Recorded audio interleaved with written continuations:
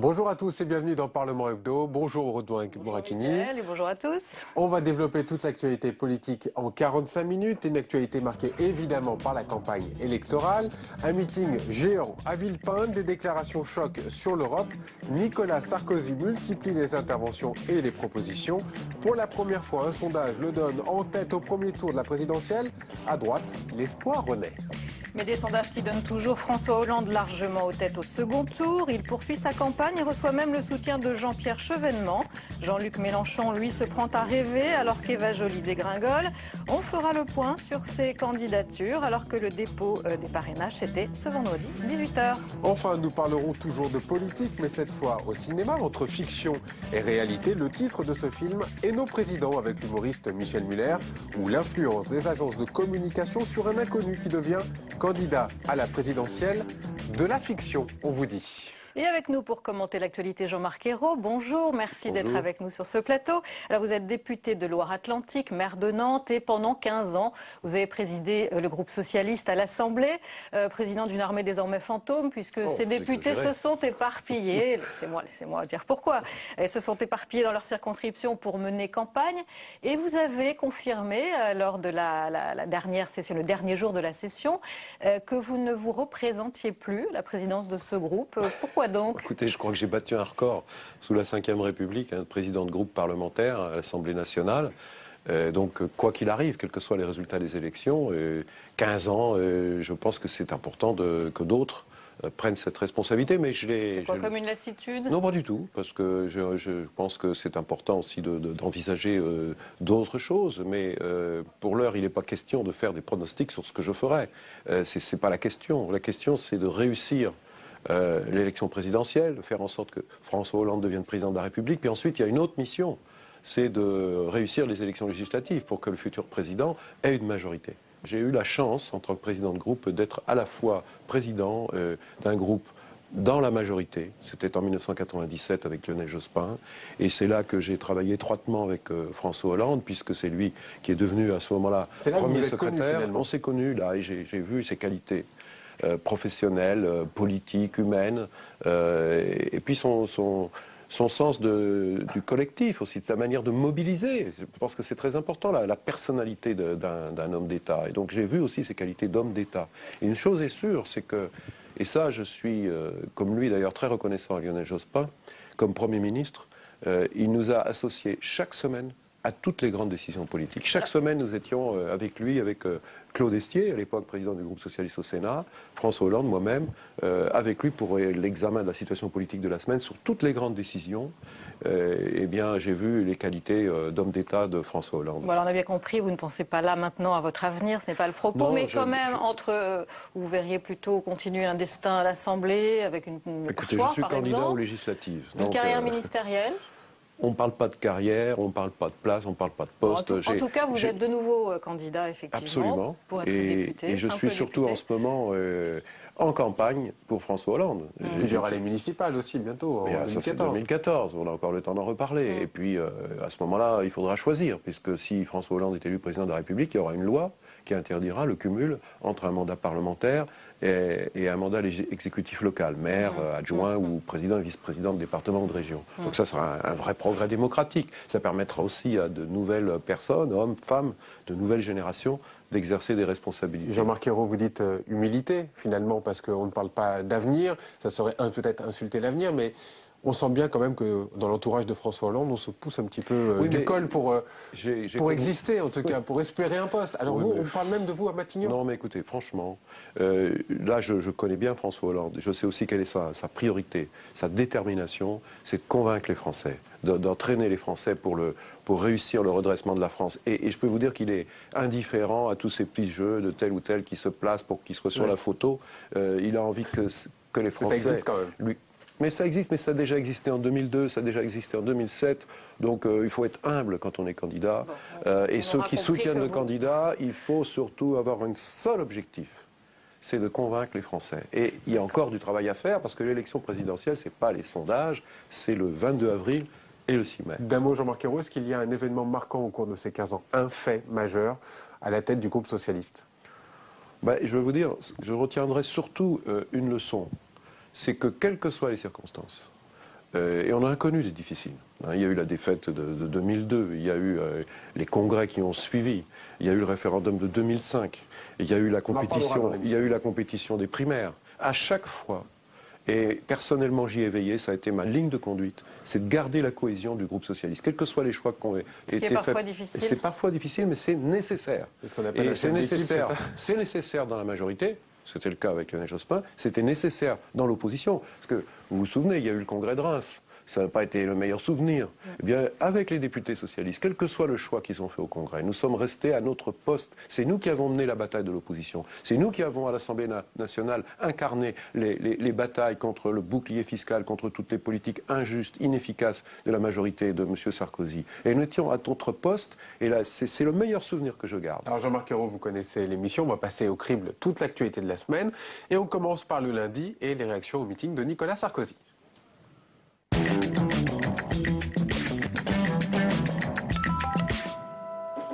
L'UMP voulait faire une démonstration de force. Plusieurs milliers de supporters réunis à Villepinte pour écouter Nicolas Sarkozy. 1 heure de discours, dont une bonne partie consacrée à l'Europe. Nicolas Sarkozy a tenté de convaincre les Français qui avaient voté non au référendum européen. 2 propositions choc qui ont suscité beaucoup de polémiques, comme nous l'explique Mounir Soussi.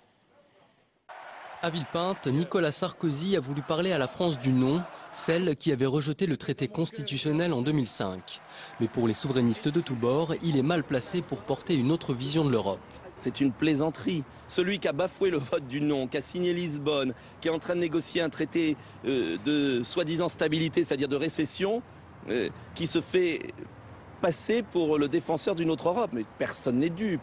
En menaçant de s'affranchir des accords européens, Nicolas Sarkozy fait un pas dans le jardin du front de gauche. Jean-Luc Mélenchon se félicite que le président le suive sur ce terrain.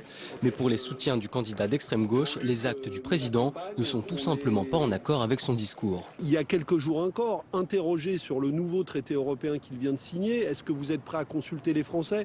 Il a dit non, on ne peut pas faire de référendum sur l'Europe. Donc qu'il ne vienne pas nous dire aujourd'hui qu'il veut réconcilier la France avec ceux qui ont voté non. Nicolas Sarkozy n'a pas convaincu les responsables politiques eurosceptiques. Ce soir, à la télévision, il essaiera de persuader les Français qui, eux, ont voté non à 54%.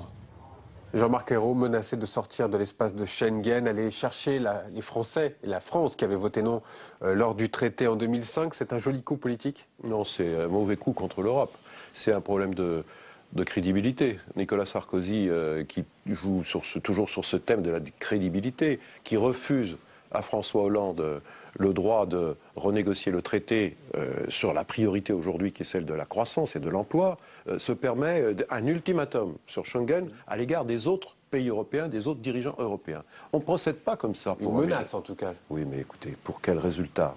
Vous savez, Schengen, cet accord sur la protection de nos frontières, eh bien, il est possible que dans un certain nombre de situations, il soit mal appliqué. Mais il y a une évaluation qui est en cours. Et Nicolas Sarkozy a oublié de le dire. Le 8 mars, il y a eu une réunion à Bruxelles. La seule pays qui n'était pas représenté pour regarder ce qu'il faut faire pour améliorer Schengen, c'était la France. C'est sur les questions d'immigration, mais oui, on n'était pas là. Écoutez, franchement, c'est une petite manœuvre à laquelle on est habitué maintenant de Nicolas Sarkozy, qui quand il est en difficulté fait des coups. Mais des coups sans lendemain, parce que ce qui est important, c'est pas de faire des coups, c'est de réussir le changement, c'est de réussir à régler les problèmes de la France, de l'Europe, les problèmes concrets, les problèmes du chômage, les problèmes de la compétitivité, les problèmes de justice, les problèmes de sécurité. Alors arrêtons ces petites phrases, ces petits coups. Moi j'attends toujours le projet et le programme de Nicolas Sarkozy. Il n'y en a toujours pas. Il n'y en a qu'un qui a un projet. C'est France. Attendez, mais on va en discuter quand? Le seul qui a un projet, chiffré, c'est François Hollande. On le voit beaucoup, ce petit livre en ce moment. Oui, mais François Hollande on le distribue beaucoup auprès des Françaises, des Français. C'est ces centaines de milliers de militants, de sympathisants, d'hommes et de femmes qui ont participé aux primaires et qui vont voir les Français en disant voilà, je suis venu personnellement vous présenter le projet de François Hollande, le projet pour le redressement de la France, mais le redressement dans la justice. Mardi, elles se croisent ou pas, ces courbes de sondage?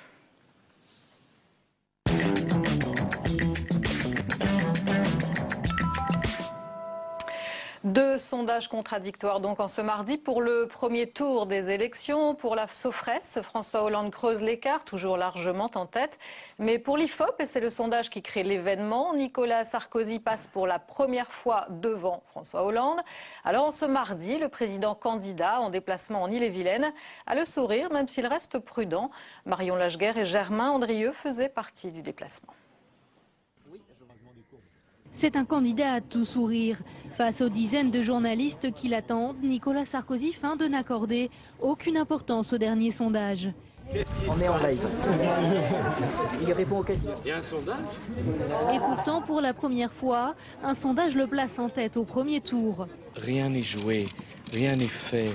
Je faisais campagne avant, je ferai campagne après. Les Français sont très intelligents et très lucides. Ils voient chacun, que chacun présente ses idées. Que chacun dise ce qu'il fasse, ce qu'il fera pour les 5 années qui viennent. Et les Français choisiront. Tout le reste, c'est que de l'écume. Galvanisé par cette première réussite, et Nicolas Sarkozy vante le travail, l'innovation dans cette entreprise de haute technologie. Face aux salariés, il défend à nouveau la formation à tout âge et se présente comme le candidat des propositions innovantes. Toute la campagne va être une rencontre entre Nicolas Sarkozy et les Français. Ça se passe dans les médias, bien sûr, ça se passe dans les meetings, mais ça se passe aussi, comme aujourd'hui, à déjeuner dans un routier. C'est ça la campagne. On préfère quand les sondages sont bons à quand les sondages ne sont pas bons, mais ce n'est pas le sujet majeur pour nous. Pas de triomphalisme, l'équipe de campagne fait preuve de prudence, bien inspirée. L'après-midi même, un autre sondage plaçait François Hollande, toujours en tête au premier tour. Alors Jean-Marc Ayrault, depuis un troisième sondage place les deux candidats ex aequo au premier tour. Vous en tirez quoi de ces sondages? Mais il faut. Vous comprenez quelque chose à ces sondages? Là, je suis d'accord avec ce qu'a dit Nicolas Sarkozy. Il faut. Si, il a dit, les Français sont intelligents, les Français sauront ce qu'ils ont à faire, et c'est eux qui décideront. On ne peut pas dire autre chose. Et moi, je dis la même chose, parce qu'effectivement, l'élection, c'est pas les sondages. Par contre, les sondages de premier tour et puis de deuxième tour montrent une chose, c'est l'envie majoritaire de changement dans notre pays. C'est ça qui est très important. Pourquoi cette envie de changement? Parce que Nicolas Sarkozy a un bilan qu'il essaie de faire oublier en permanence. Mais ce bilan, il est catastrophique. Il est catastrophique sur le plan économique, sur le plan social, sur le plan, je dirais aussi même moral. La crise politique et morale, elle est profonde dans notre pays. Il est aussi catastrophique sur la manière de présider, de mettre en mouvement la société. Donc les Français veulent changer. Et toute la campagne de François Hollande consiste non seulement à nous mobiliser pour sanctionner la politique qui a été menée, mais surtout pour proposer l'adhésion au projet de François Hollande. Non, mais parce que votre risque, c'est quand même que ce soit un vote majoritairement de rejet, et non pas d'adhésion. Ce que nous voulons, c'est François Hollande ne cesse de le faire depuis des mois et des mois, et qu'il est à la rencontre des Français. C'est de dire le changement, le redressement dans la justice, c'est possible. La réorientation de la politique européenne dans le sens de la croissance, c'est possible. Et ça dépend de vous, ça dépend de votre choix. Et donc d'où l'importance que dès le premier tour, le vote soit le plus net possible pour que la dynamique s'enclenche, que la victoire au deuxième tour soit également la plus nette possible pour qu'ensuite on puisse entreprendre les réformes dans le pays. Jean-Marc Ayrault, deux questions, justement pour revenir sur ce vote. On va parler du vote utile dans une seconde, mais je voudrais vous entendre sur cette question. Est-ce qu'un premier tour avec Nicolas Sarkozy devant, ça change quelque chose? Non, ça ne change pas. Ça ne change pas parce que, d'ailleurs, depuis le début de la Ve République, depuis l'élection au suffrage universel du président, les présidents sortants ont toujours été en tête au premier tour. C'est une nouveauté. C'est donc que si les Français hésitent, on le voit à travers les intentions de vote sur la place du premier. Par contre, ce qui est incontestable dans toutes les enquêtes d'opinion, c'est la volonté de changement. Non seulement la volonté de sanction, mais la volonté d'autre chose, de plus de justice, de plus d'espérance aussi. Parce que quand je vois dans les enquêtes d'opinion, la dernière qui m'a frappé, c'est les jeunes Français de 18 à 25 ans auxquels on demande comment ils voient l'avenir de la France. Et ils sont 80% à donner un avis pessimiste sur l'avenir de la France, pas seulement leur avenir personnel. Et là, ils disent quoi? Difficulté d'accès à l'emploi, difficulté d'accès au logement, critique extrêmement dure de notre système éducatif. C'est tous les thèmes prioritaires sur lesquels François Hollande s'engage. Vous appelez à voter utile, c'est un peu le langage, ou en tout cas le vote victoire. Le vote victoire. J'ai pas dit ça. Est-ce que c'est une crainte? Est-ce qu'il y a une crainte de la part du Parti Socialiste, 2 mois avant le premier tour, de déjà parler de vote utile? Il s'agit surtout d'aller à l'essentiel. La volonté de changement, elle est forte dans le pays. La volonté de tourner la page de cette pratique du pouvoir et de cette politique à la fois injuste et inefficace, elle est également très forte. Mais il faut se donner les moyens de réussir. Réussir à la fois pour gagner, mais réussir aussi le changement pour la France.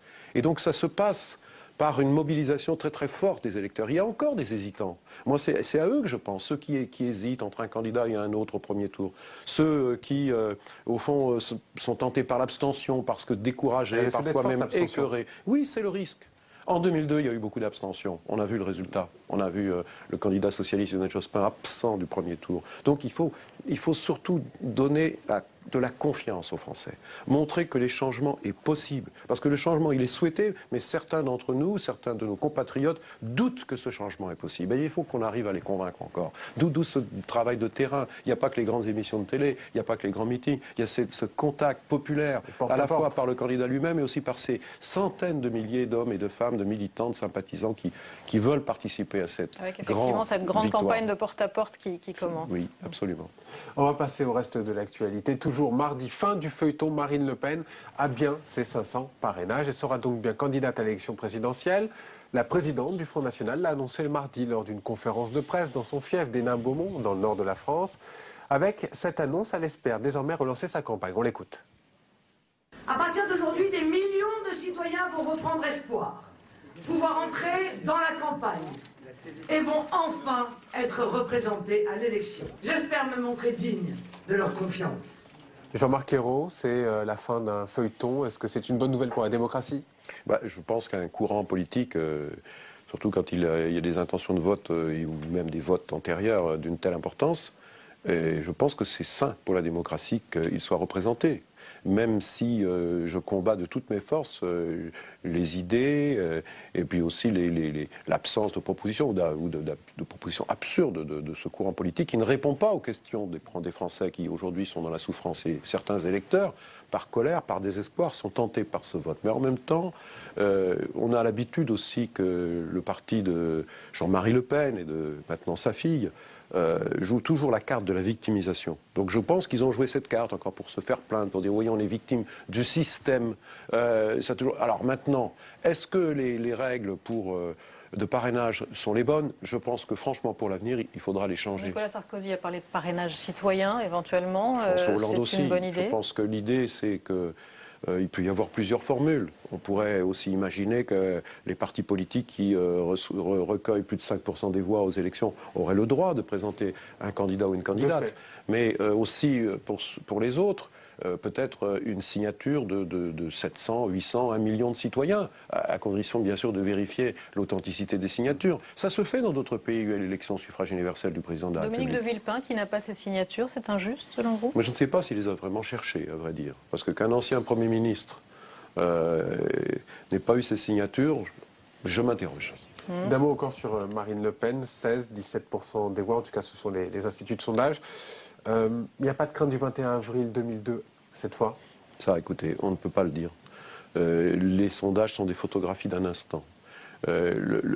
L'écœurement d'une partie des électeurs est tel, parce qu'ils ont été trompés, ils ont été découragés, est tel qu'on ne peut pas savoir. Donc d'où l'importance de faire campagne non seulement contre la politique qui est menée, son injustice, son inefficacité, son absence d'avenir pour le pays qui affaiblit la France, mais en même temps de faire campagne sur un projet qui permette encore une fois que les Français se retrouvent dans quelque chose qui leur donnera une perspective d'avenir, le redressement de la France, l'injustice fiscale, la République exemplaire. Et qui en finit avec les conflits d'intérêts, avec les dérives personnelles, avec le règne de l'argent. Oui, il faut aussi cette République exemplaire que François Hollande propose aux Français. Jean-Marc Ayrault, je parlais du 21 avril car c'est encore une cicatrice qui reste C'est une blessure, mais qui est une blessure pour la France. Parce que imaginez, par exemple, le 21 avril, il y a Jacques Chirac contre Jean-Marie Le Pen au deuxième tour. Est-ce que c'est un vrai choix? Est-ce que la France a vraiment choisi un projet? Non, ça a été le rejet de ce que, dans leur immense majorité, les Français ne veulent pas, qui ne correspondent pas aux valeurs fondamentales qui nous rassemblent, c'est-à-dire les valeurs républicaines. Mais ce n'est pas le vrai choix. Ce qui est important, c'est qu'il y ait le choix entre deux options, deux politiques, deux orientations, deux méthodes pour gouverner le pays. Le 21 avril 2002, Jean-Pierre Chevènement était candidat à l'élection présidentielle, vous vous en souvenez. Cette fois, il se range derrière François Hollande.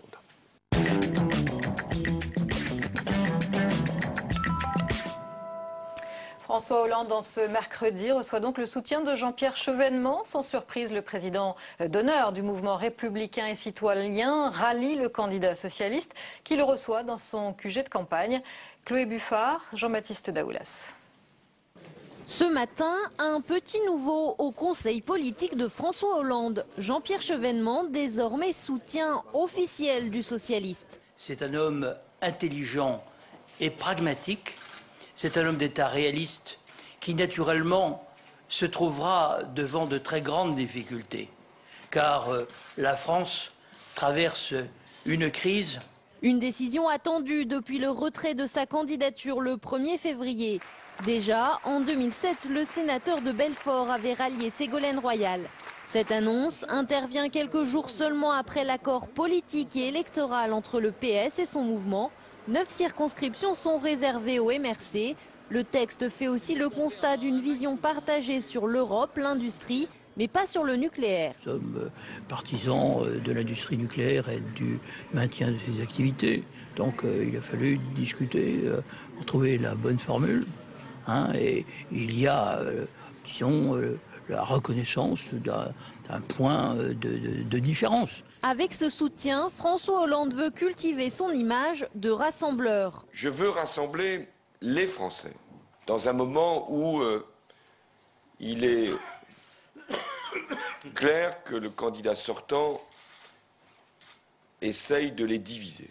Avec le ralliement de Jean-Pierre Chevènement et la promotion d'Arnaud Montebourg dans son équipe, le socialiste s'adresse à son tour à la France du non à l'Europe, quelques jours seulement après le discours de Nicolas Sarkozy à Villepinte. C'est plus qu'un ralliement symbolique, Jean-Pierre Chevènement.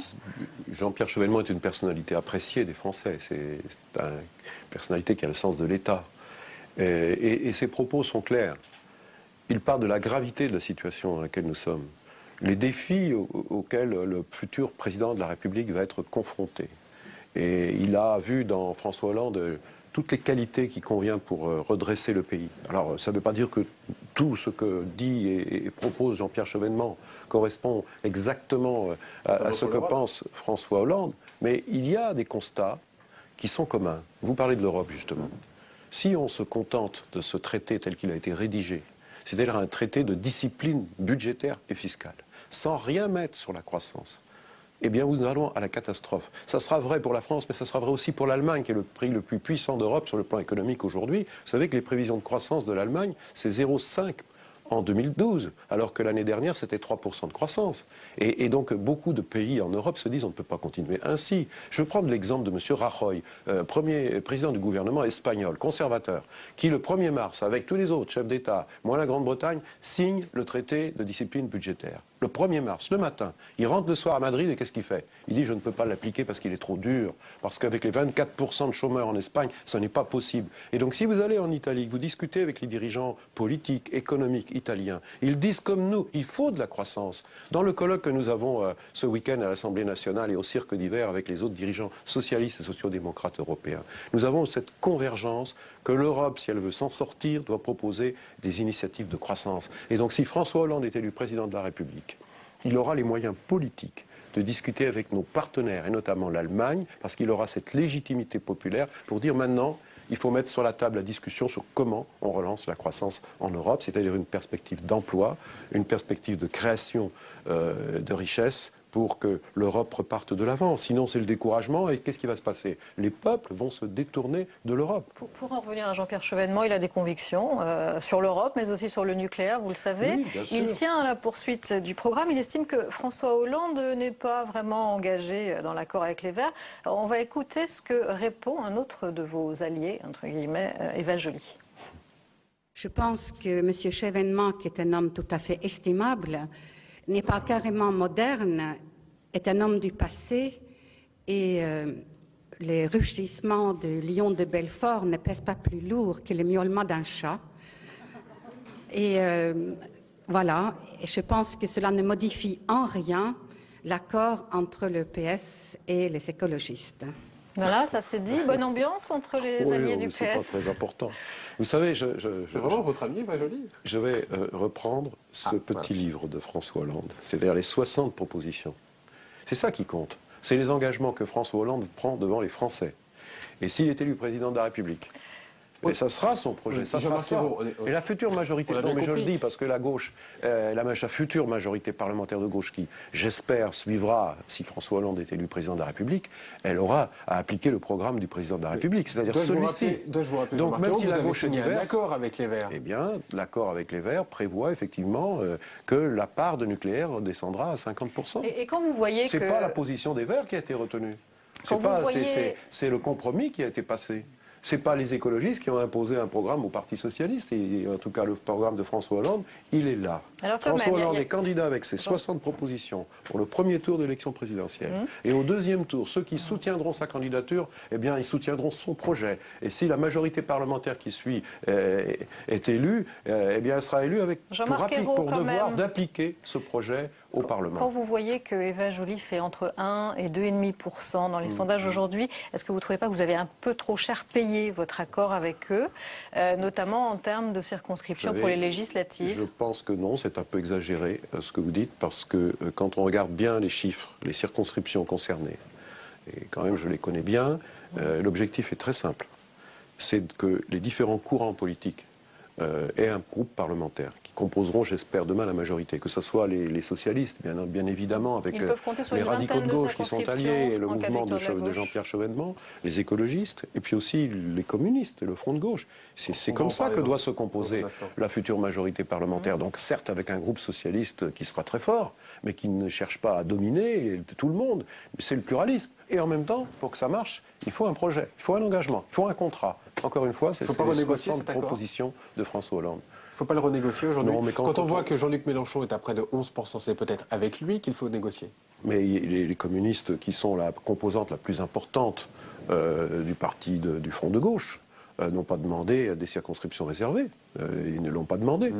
On verra à ce moment-là, on verra après les élections présidentielles comment est la situation dans telle ou telle circonscription. S'il n'y a pas un danger du Front National, on pourra toujours discuter de cela. Là, les négociations n'ont pas commencé. Mais les communistes n'ont jamais demandé de négociation. Aujourd'hui, à l'Assemblée nationale, le groupe communiste, le groupe de la gauche démocratique, c'est essentiellement des adhérents du Parti communiste. Il y a quelques divers qui adhèrent, qui n'ont pas la carte du Parti communiste. Et la seule députée du Parti de gauche, donc du parti de Jean-Luc Mélenchon, Martine Billard, était chez les écologistes quand elle a été élue. Donc pour l'instant, il n'y a pas de député du Parti de gauche, il n'y a que des députés communistes ou apparentés. À près de 10% des voix Jean-Luc Mélenchon, est-ce qu'il commence à devenir embêtant pour François Hollande? Ce qui est nécessaire, c'est que la gauche crée une dynamique. Oui, mais est-ce qu'il devient embêtant pour François Hollande? Ma question est précise. Est-ce qu'il lui prend des voix pour le premier tour, alors que vous appelez au vote utile aujourd'hui? Moi, je ne sais pas s'il prend des voix ici ou là. Ce qui est important, c'est que François Hollande soit le plus haut possible, dès le soir du 22 avril. C'est ça qui est important. Donc, votez utile, ne votez pas Mélenchon, c'est ce que vous dites. Dans les contacts que j'ai et que tous ceux qui font aujourd'hui du porte-à-porte, qui rencontrent les Français, on rencontre beaucoup de gens qui veulent le changement et qui n'ont pas toujours fait, je réponds à votre question, qui n'ont pas toujours fait leur choix. Certains disent je vais voter François Hollande, d'autres disent je vais voter pour Eva Joly, d'autres disent je vais voter pour Jean-Luc Mélenchon. Mais ils se donnent encore, pour ceux qui hésitent, il y en a qui hésitent, la possibilité de choisir, de se donner la meilleure chance possible de gagner. Parce que ce qui est convergent entre tous ceux que nous voyons, même si leur choix n'est pas encore définitif entre tel ou tel candidat, c'est qu'ils veulent gagner, qu'ils veulent le changement. Et donc je suis convaincu qu'au dernier moment, c'est le vote du changement qui sera choisi, parce que le seul qui peut battre Nicolas Sarkozy, c'est François Hollande. Alors un peu de poétique fiction, si jamais vous l'emportez au soir du 6 mai et aussi au soir des élections législatives, est-ce qu'il faudra des ministres communistes dans le gouvernement? Il faudra attendre que les élections législatives aient eu lieu. Je pense que c'est après les élections législatives que se composera le futur gouvernement de la France. Et donc il y a deux votes. Il y a le vote présidentiel, et tous ceux qui soutiendront François Hollande au deuxième tour seront, je dirais, composantes de la majorité présidentielle. Puis après, il faudra donner au futur président une majorité pour gouverner. Ce ne sera pas simple quand même de négocier avec Jean-Luc Mélenchon. Ça donnerait l'expérience que c'est possible. Car je pense que tout le monde aujourd'hui est conscient que le pays a besoin qu'on lui redonne un avenir, qu'on lui redonne un destin, qu'on redonne de l'espoir à ceux qui aujourd'hui, dans les classes populaires, dans les classes moyennes, dans la jeunesse, se demandent si on va s'en sortir. Eh bien, nous, ce que nous proposons à ces Français, à ces Françaises, c'est-à-dire au peuple français, nous proposons le redressement de la France, en leur disant on va réussir, on va le réussir ensemble. On va changer de thème, Jean-Marc Ayrault. Elles sont dénoncées, décriées, critiquées souvent lorsqu'elles donnent leur avis, leurs notes sur les pays notamment. Nous parlons des agences de notation. C'est à leur tour, à présent, d'être jugées ou en tout cas examinées de très près. Les sénateurs ont lancé une mission d'information. Le but, juger de leur méthodologie et de leur crédibilité. Fabrice Cunet. Derrière ces vitres, les bureaux parisiens de Standard & Poor's, l'une des 3 principales agences de notation. Ces sénateurs commencent une mission de 6 mois sur la méthodologie et la crédibilité de ces agences. Il y a plusieurs, en tout cas, points à avoir sur la réglementation, sur la transparence, sur on va dire, le marché oligopolistique de ces 3 agences de notation en général. Donc voilà, donc il faut un peu remettre tout ça à plat. La crise et la valse des notes des pays ont mis un coup de projecteur sur ces acteurs du marché financier. Et contrairement aux idées reçues, ils n'échapperaient pas à tout contrôle. Au niveau européen, un régulateur est par exemple chargé de surveiller ces agences. Alors il ne vérifie pas les notes en tant que telles, mais il s'assure que nous avons bien, je dirais, appliqué des procédures régulières pour attribuer nos notes. La mission va alterner ses rencontres de terrain en France et à l'étranger avec des auditions au Sénat. Face aux sénateurs, 4 anciens salariés, si les agences de notation inquiètent, ce ne serait pas par manque de transparence. Ce n'est pas une question de transparence, ce n'est pas non plus une question de conflit d'intérêts. C'est davantage la manière de travailler, ce qu'on attend des agences. Je crois qu'on en attend trop. S'ils reconnaissent des dysfonctionnements, une mauvaise note serait d'abord la responsabilité des États. Je pense qu'il ne faut pas transformer les choses. Il faut voir qu'il y a des États qui, depuis 10-20 ans, ont décidé de laisser filer les finances publiques et donc se retrouvent dans une situation dans laquelle, effectivement, ils sont dépendants de leurs investisseurs, de leurs créanciers et des agences de rating dans la mesure où elles portent un jugement. Reste que les agences de notation n'ont pas vu venir la crise des subprimes aux États-Unis, par exemple, que seules 3 agences se partagent l'essentiel du marché. Ce sont ces failles du système que le rapport de la mission voudra corriger. Alors Jean-Marc Ayrault, peut-on et doit-on surveiller ces agences? Oui, mais il ne faut pas leur laisser tous les pouvoirs. C'est d'ailleurs le politique qui doit avoir le pouvoir. C'est souvent ce qui décourage les citoyens parce qu'ils ont l'impression que les politiques ne peuvent plus rien, que ce sont les marchés qui décident de tout. Donc c'est ça qu'il faut changer. Et les politiques peuvent vraiment faire quelque chose pour surveiller ces agences. Mais bien sûr. On le voit avec cette mission d'information. Cette mission d'information du Sénat me paraît très utile. On va y voir plus clair encore. Mais les agences de notation, qui sont souvent liées à des intérêts financiers, elles sont très étranges dans leur jugement. Un jour, elles vont trouver que la note de tel pays est mauvaise parce que la dette est trop forte, que les déficits sont trop importants. Puis le lendemain, ils vont dire mais la croissance est en baisse, donc la note va baisser aussi. Donc je crois qu'il faut qu'on sorte de ça, de ce piège que tendent en permanence ces agences. Mais ça veut dire aussi que des décisions politiques doivent être prises. Et doivent être prises en ayant une bonne connaissance de la réalité économique et de la réalité financière. Et en France, nous avons une agence de notation publique, c'est la Cour des comptes. La Cour des comptes dit tout. Déjà, regardons ce que dit la Cour des comptes, qui fait un état des lieux, un diagnostic, qui fait des recommandations. Après, c'est aux politiques de décider. À l'échelle de l'Europe, il serait sans doute nécessaire d'avoir une agence publique de notation. En tout cas, un outil plus fort que ce qui existe déjà pour que les chiffres soient incontestables, qu'ensuite les politiques prennent leurs responsabilités. Mais déjà, François Hollande s'est engagé à mettre de l'ordre dans la finance. Quand il dit que son adversaire, c'est la finance, il précise aussitôt que c'est la finance qui spécule. C'est la finance qui nous a mis dans le mur, qui nous a mis dans la crise. Les subprimes, on en a parlé tout à l'heure, et les agences de notation n'avaient pas vu cette crise venir. Donc il faut séparer les banques d'affaires, dites d'affaires, et des banques, je veux dire, qui vont aider l'économie, qui vont être des banques de dépôt, qui vont être utiles. C'était ramener la finance à la mission qui aurait dû toujours être la sienne, au service de l'économie. C'est là qu'on est vraiment au cœur des questions. Allez, on va passer au jeudi, le programme fiscal de François Hollande sur la sellette.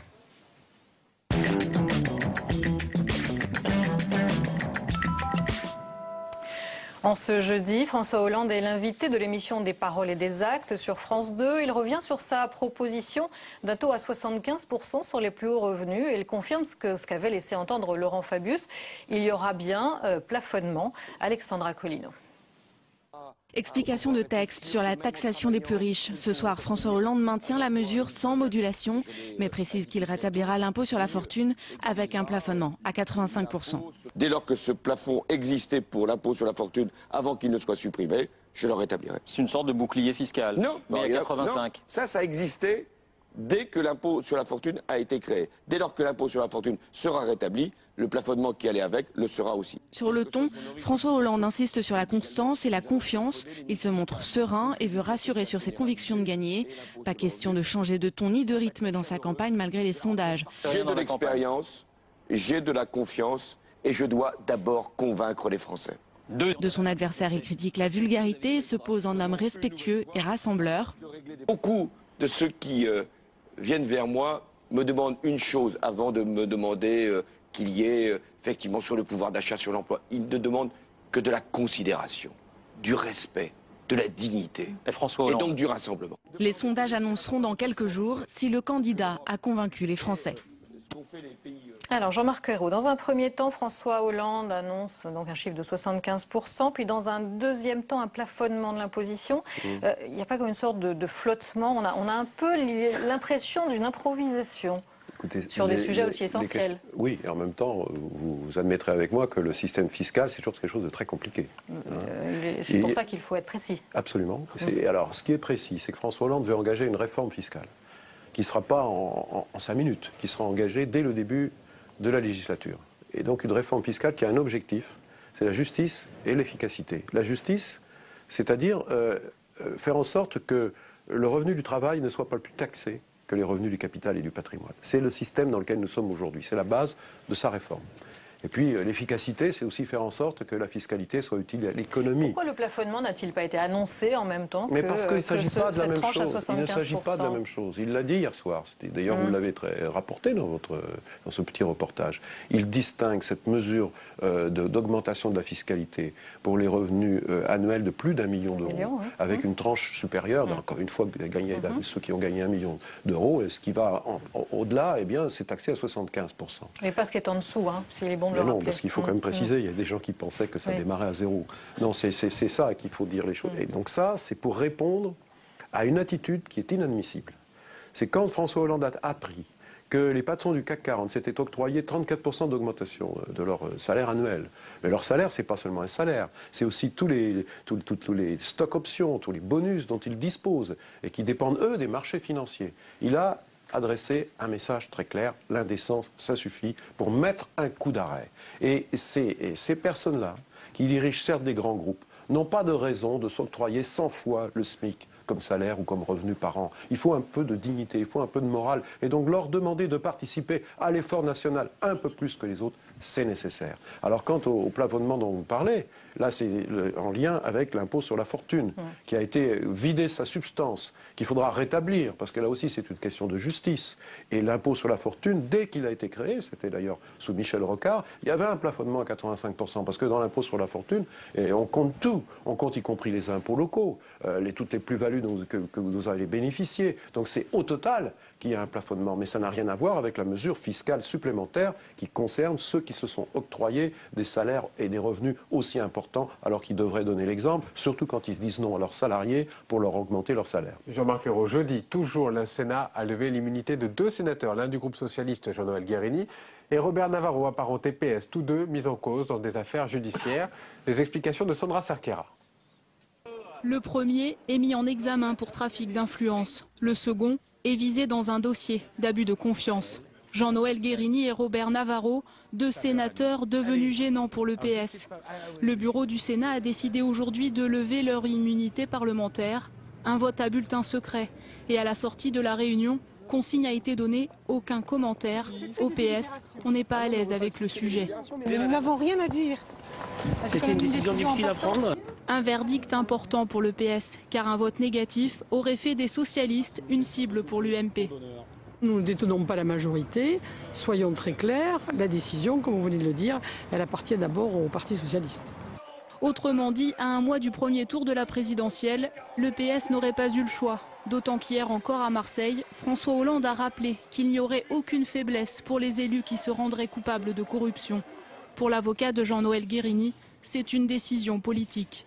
Le juge demande une mainlevée d'immunité pour qu'il soit entendu. Or, il a été entendu. Et il a été entendu à plusieurs reprises. Et pas plus tard que le 2 mars dernier, donc postérieurement à la demande, il a été entendu pendant toute la journée. Donc je ne vois pas le sens de cette décision, si ce n'est qu'on se trouve dans un contexte politique bien particulier de campagne présidentielle, de campagne électorale, et je pense que les parlementaires ont voulu éviter tout risque de polémique politique dans les jours qui viennent. Et dans les jours qui viennent, Robert Navarro, qui n'a pas encore été entendu par la juge d'instruction, pourrait être mis en examen. Jean-Marc Ayrault, la gauche majoritaire au Sénat n'avait pas-t-elle d'autre choix que de lever l'immunité? Bien sûr, c'est une décision de sagesse, mais ce n'est pas une décision de circonstance. C'est parce que c'est une question de principe. Je pense qu'il faut l'exemplarité à tous les niveaux de la société. Si on veut retrouver la confiance, c'est ce qu'a rappelé François Hollande à Marseille. Il a dit qu'il faut que la justice passe. Il a dit cela, il a dit aussi... Est-ce que le PS n'aurait pas dû s'engager plus fort, plus vite sur cette question? Et plus tôt. Et plus tôt. Mais depuis que ces affaires ont été déclenchées, si vous avez été attentif à tout ce qu'a dit François Hollande, il a dit toujours la même chose, que la justice passe. C'est pas lui le juge. Simplement, il faut que les juges fassent leur travail en toute indépendance dans notre pays. Il faudra rétablir d'ailleurs cette garantie pour tous les citoyens. Puis il a dit aussi, et il le redit encore à Marseille, et ça a été applaudi avec une force incroyable par les milliers de personnes qui étaient là, l'exemplarité et la plus grande sévérité à l'égard de tout dérapage. Alors, en ce qui concerne les affaires dont il est question, c'est la justice qui est saisie. Le bureau du Sénat a levé l'immunité parlementaire, mais le bureau du Sénat n'est pas un juge. Ce sont les juges qui maintenant doivent faire leur travail. Mais si vous voulez de la confiance, cette exemplarité, pour ceux qui exercent des responsabilités publiques, elle doit être la même du plus modeste des conseillers municipaux jusqu'au chef de l'État. Ça veut dire qu'un parti, avant de faire le ménage dans ses rangs, doit attendre que la justice intervienne, même Ah non, si c'est autre chose. De... C'est autre chose. Le Parti socialiste a pris ses responsabilités, a fait une enquête interne sur les fédérations concernées, et malheureusement, il y a eu des dérives. Et en ce qui concerne la présidence du Conseil général des Bouches-du-Rhône, François Hollande a dit dans une interview à la Provence que les conseillers généraux socialistes et apparentés du Bouches-du-Rhône devraient prendre leurs responsabilités et que la meilleure des solutions, ce serait que le président du Conseil général des Bouches-du-Rhône démissionne.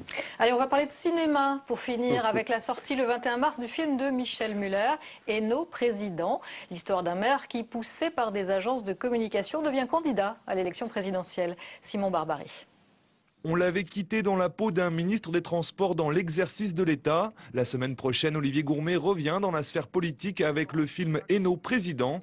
Olivier Gourmet y incarne Thierry Giovanni, patron sans scrupules d'une agence de communication.